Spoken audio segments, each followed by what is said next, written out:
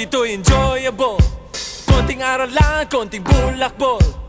Ang high school daw ang isa sa pinakamasayang yugto sa buhay ng isang estudyante. Panahon ito ng maraming first, ika nga. First crush, first love, first heartaches. Sa buhay high school din tayo kadalasang natutong magbisyo. At lahat yan dinaanan natin. 20 years after high school, ano na nga ba tayo ngayon?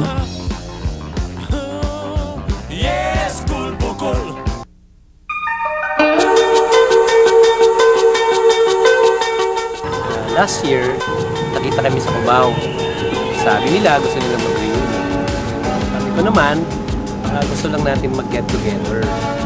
Yun. Nag-set kami ng date, December 29.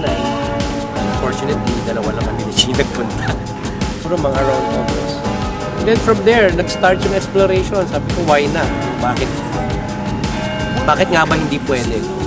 Batch 88. So, nagsimula yung konsepto, kaya ako naisip na 20 years na kasi. So, it's batch 88. So, 2008. Nag-proceed kami. We set up a meeting. We started forming a group page for us. So, Yahoo group page.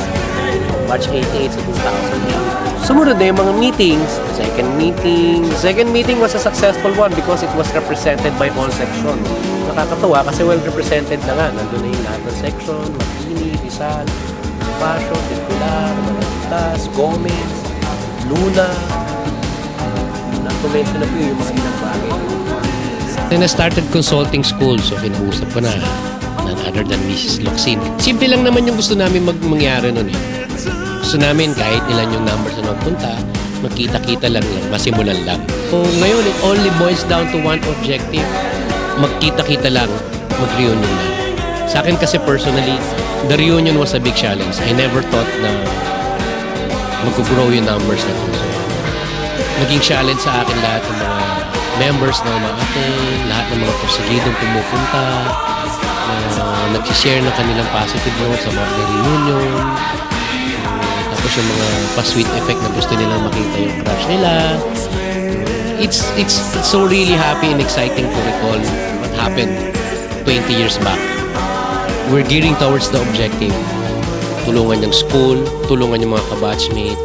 This will be a successful one because 20 years, my goodness, that's a very long year. Ang tagal mong nawala, ang tagal namin hindi ka nakita. Ang tagal natin hindi nakita-kita. Kung abutin man kami ng kung ilan, itutuloy namin ito. So to start, we can make this happen.